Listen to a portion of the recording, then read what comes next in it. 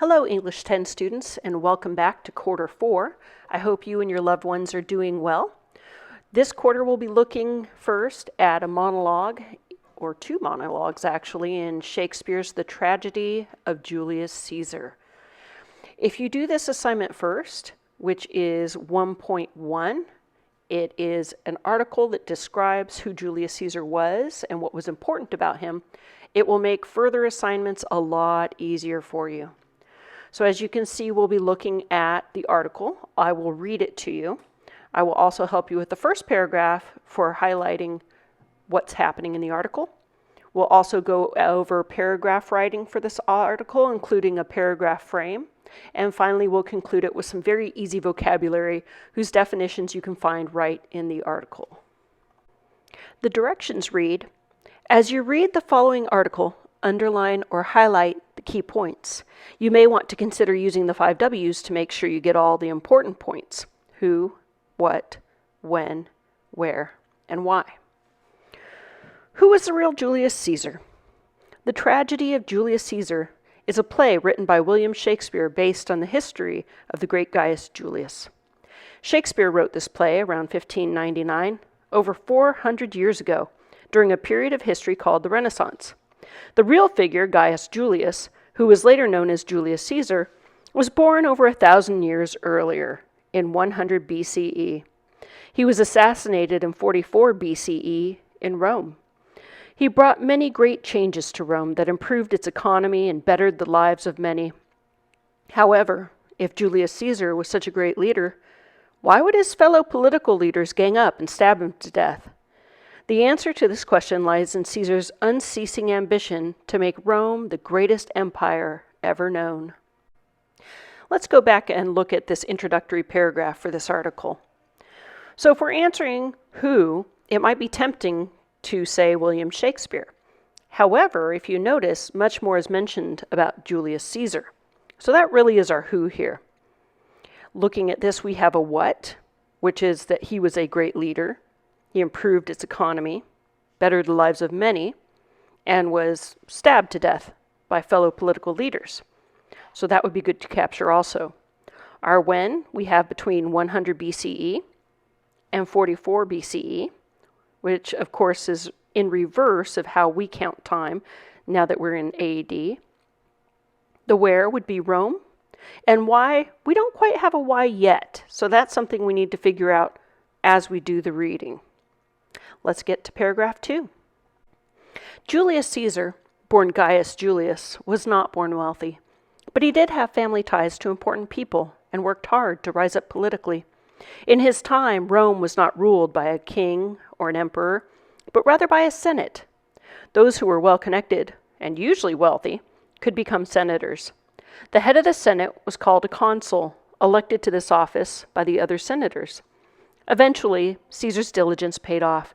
He convinced two powerful men, Pompey and Crassus, to help him become elected as a member of the Senate. The ruling of these three men together is now referred to as a triumvirate. To build power and influence, he fought many battles, which resulted in Rome receiving more slaves, land, and resources that were taken each time Caesar won. Go ahead and pause this video now so that you can go back to paragraph 2 and highlight the major themes. So again, you're looking for who, what, when, and where. Possibly why.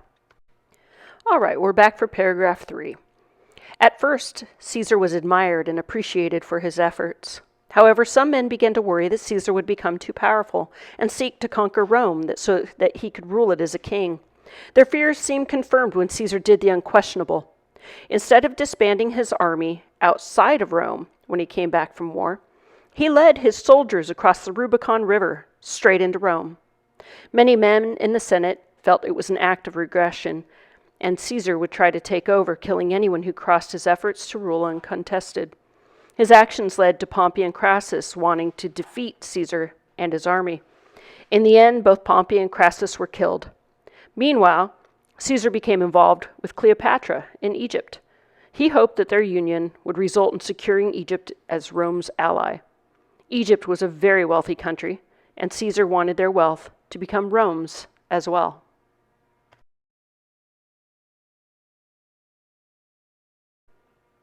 Paragraph 4. Although many men saw Julius Caesar as a threat, he did contribute greatly to Rome's citizens. Rome had been straddled with debt and unemployment when he began his ascent to power. He brought wealth to the country, expanded its borders, and decreased unemployment. He also increased Rome's prestige by building a temple, a theater, and a library.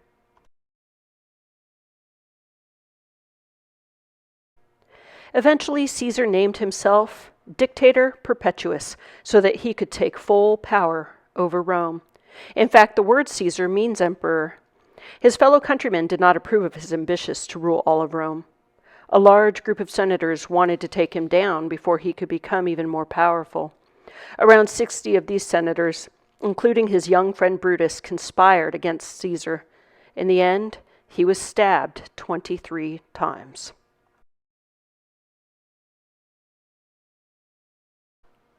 While Brutus killed Caesar to prevent him from becoming too powerful, Mark Antony disagreed with the murderous actions of the senators. In Shakespeare's play on this historical figure, both Brutus and Mark Antony give a monologue in an attempt to convince Roman citizens of their respective arguments about Caesar's death. Brutus spoke in an attempt to clear his name of guilt in Caesar's assassination, while Mark Antony spoke to defend Caesar and carefully insinuate Mark Antony's crime. In the play, there are many inaccuracies.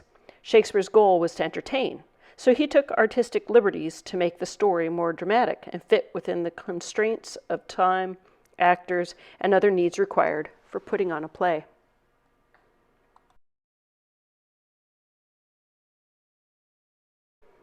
Getting to the second part of this assignment, it states write a paragraph that summarizes the key points. Your summary should include the important details about who Julius Caesar was, what he achieved, and how he was eventually assassinated. So if you notice, there's about 4 parts there that you need to address. Now, if you're struggling to get started on this assignment, there is a paragraph frame. It only really appears here, but you can certainly use this to get started. You do not have to. The paragraph frame starts, it's basically a collection of sentence starters.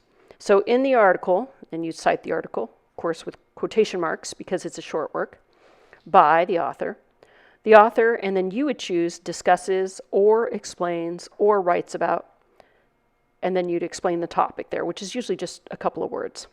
Gaius Julius was blank who became blank due to the improvements he brought to Romans.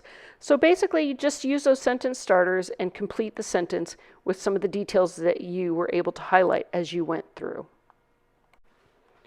The third and final part of this assignment is to look at the vocabulary or the characters and look within the text to find a definition or description. So for consul, for example, you would look at in the second paragraph where you find the bold-faced word consul, and it states the head of the Senate was called a consul, elected to this office by the other senators.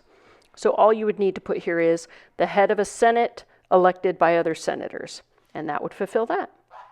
All right, well, hopefully you get this done and get this turned in quickly so you can start racking up your points, and I will see you when we come to lesson 1.2, which is our first monologue. Have a great day.